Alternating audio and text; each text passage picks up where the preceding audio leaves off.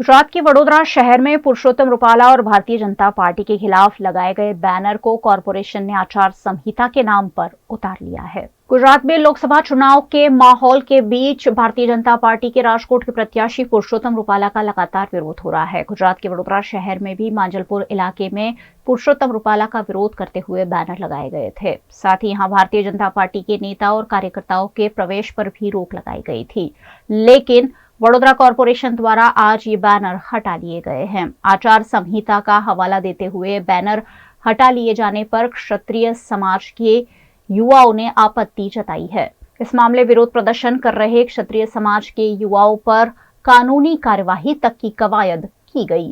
आज અમે થોડા દિવસ પહેલા બેનર લગાવેલા પુરુષોત્તમ રૂપાલાના વિરોધમાં, તો એ બેનરને લઈને અત્યારે કોર્પોરેશનના માણસો ગાડીને પોલીસ સાથે આવ્યા છે, અધિકારીઓ સાથે આવ્યા છે અને માંજલપુરનું બેનર એક જ મિનિટમાં કાઢ્યું।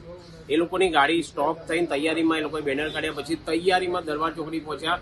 મારા પર આપણા યુવાનોના ફોન આવ્યા કે બેનર કાઢવા આવ્યા, તો મેં પહોંચ્યો તો એ લોકોએ ત્યાં બેનર કાઢી લીધું હતું। તો મેં પૂછ્યું ભાઈ બેનર કેમ કાઢો છો? તો કે આચાર સંહિતા લાગી છે। આચાર સંહિતાની વાત કરીએ તો દુનિયાભરમાં બેનરો લગાવેલા છે, તમને એ નહીં દેખાતું? તો કે રાજકીય છે। મેં એ લોકોને ચોખ્ખું કીધું કે આ કોઈ રાજકીય નથી, આ અમારા સમાજનું બેનર છે, અમારો સમાજનો જે વિરોધ છે અને અમારે માંજલપુરની અંદર અમે નહીં ઘૂસવા દઈએ એનું બેનર છે। આમાં બીજો કોઈ રાજકીય નથી। પણ કે નહીં આમ ને તેમ છતાં અહીં આગળ પોલીસ સ્ટેશને લઈને આવ્યા છે, મારા પર કમ્પ્લેન કરે છે। કમ્પ્લેન કરશો તો કઈ ફરક નહીં પડે મારા ભાઈ। આમાં કેટલી વાર મને અંદર બી આ મેટર માટે 3 વાર અંદર કરવામાં આવ્યો, ટોર્ચર કરવામાં આવ્યો। અને એક વસ્તુ કહીશ આપ સોશિયલ મીડિયાના માધ્યમથી કે लोहे का एक मामूली टुकड़ा भी चोट खाकर खंजर बन जाता है। એટલે સમજી જાવ ટૂંકમાં જેટલો પ્રેશર કરશો અને લોખંડનો ટુકડો જો ધારદાર હથિયાર બની ગયું છે તો એ હથિયાર પછી ક્યાં જઈને અટકશે ને એ જોવા જેવું રહેશે।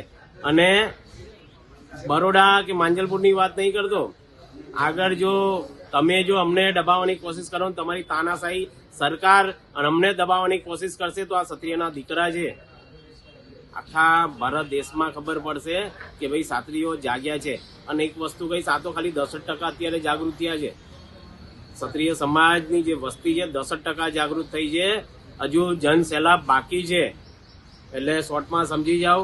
અને જે આ પેલો રૂપલો એવું કહે છે કે તુફાનો મેં દિયા ના બધું, તો એને કહેવા માંગીશ કે આ કઈ હવાના જોકા નથી મારા ભાઈ, આ છે ને વાવાઝોડા છે, વાવાઝોડા।